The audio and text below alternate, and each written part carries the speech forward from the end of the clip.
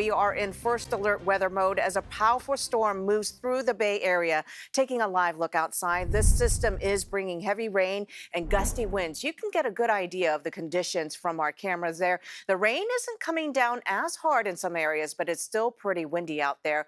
The weather could lead to flooding, mudslides, downed trees, and power outages. We are already seeing some of that damage. A large tree fell on this home in San Jose. This is on Rocky Creek Court. No word of any injuries there.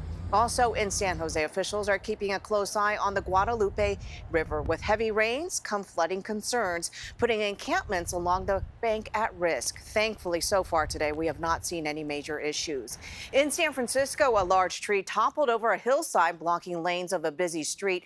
This happened on Market and 18th near Twin Peaks. People are being asked to avoid the area while crews clear the roadway.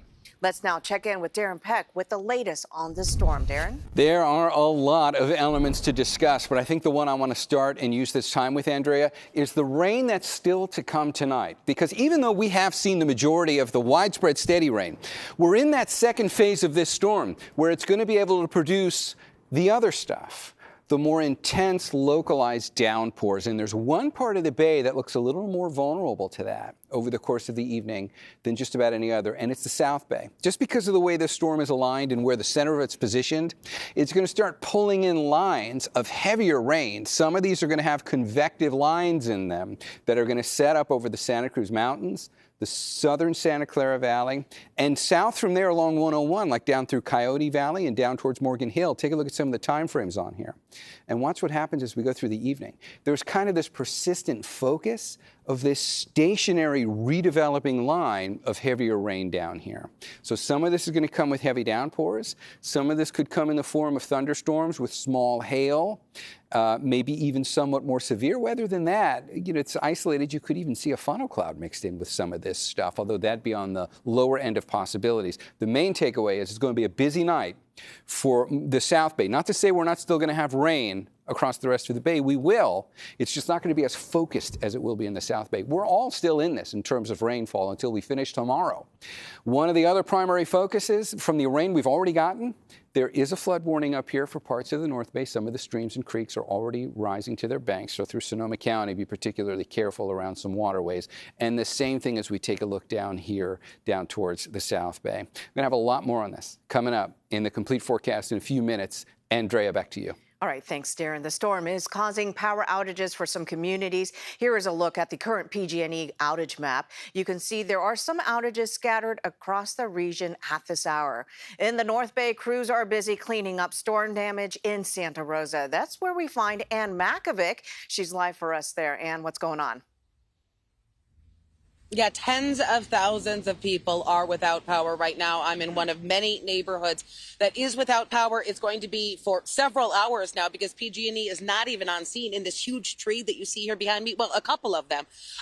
They have been down for a couple of hours now. That is the backlog that PG&E is facing as it tries to get into some of these hard-hit areas. This morning, this redwood tree fell onto this car on Highway 101 north of Todd Road.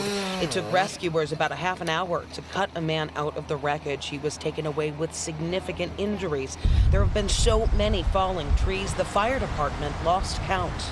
The gusts have been pretty strong. Even this morning, we were having gusts up to 41 miles per hour. And so it's not surprising with that it is bringing down a lot of trees. Thousands of people like Nate Mochilo are without power in the North Bay this evening.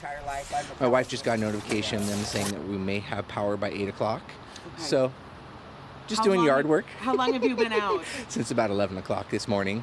He's doing what firefighters are hoping for, keeping an eye on the trees around them. Oh, you know, just cleaning up branches and leaves from usual storm, wind, rain. Right now, we're hoping that the winds and rains taper off into Monday, give us a little bit of a break, clean up a lot of the trees that are down, let property owners survey their properties.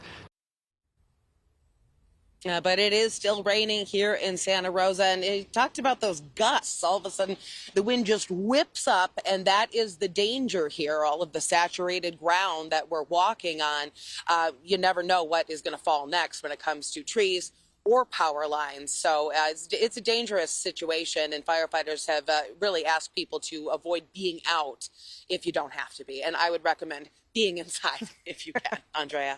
Well, taking a live look at SFO, the wind and rain are causing delays and cancellations there and other Bay Area airports. According to the flight tracking website FlightAware, SFO is reporting 159 cancellations and 345 delays. Oakland Airport facing 28 cancellations and 78 delays, and San Jose Maneta with 27 cancellations and 80 delays. And there is no escape from the rain down in Southern California. Evacuation warnings and some orders are in effect for parts of Ventura County. And this comes after the National Weather Service warned residents for flash flooding as heavy rains and strong winds were possible. The area is also prone to debris flows, which can lead to some dangerous conditions on the road. We've already seen a storm hit us last week, and soils are already saturated. Flash floods as a result can occur without warning. So please stay alert, not only to the road conditions, but we're asking people to be alert to our evacuation warnings, evacuation orders, advisories. All evacuation warnings will be in effect until Tuesday. Now to the Sierra. Feet of fresh snow landed in Truckee today, and more is expected to come. The National Weather Service says Lake Tahoe will get 1 to 3 feet, and elevations above 7,000 feet will get 3 to 5 feet. Back here in the Bay Area, we've seen lots of rain throughout the day, but we've also seen some rainbows. There was one in Oakland, and in San Jose, we even saw a double rainbow.